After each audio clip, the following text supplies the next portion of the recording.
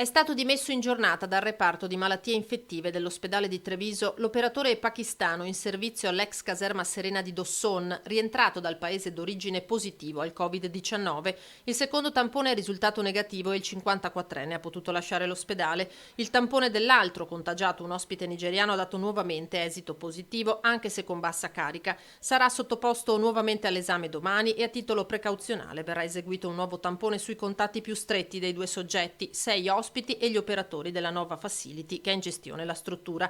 Tutti in quarantena fino a domenica, salvo imprevisti, tra loro anche Patrice Kouame, 37 anni, della Costa d'Avorio, arrivato in Italia su un barcone 3 anni fa. Patrice la quarantena la sta utilizzando per studiare. Tra una settimana all'Istituto Giorgi Fermi di Treviso affronterà l'esame di maturità. Lui che in patria, prima dello scoppio della guerra civile, studiava economia, al suo arrivo all'ex Serena non sapeva neppure una parola di italiano, neanche per spiegare cosa prendeva a colazione. Quando ho finito di fare la colazione sono andato al mediatore per chiedere che io voglio andare a scuola, voglio imparare la lingua. Il corso base, le medie, nel frattempo le serali di meccanica, ora la maturità. E mi fa paura perché non ho mai fatto questo tipo di esame in un altro paese che il mio paese di nascita. Sogna all'università Patrice e di trovare lavoro qui. Per fare anche ingegneria di metalmeccanica se possibile.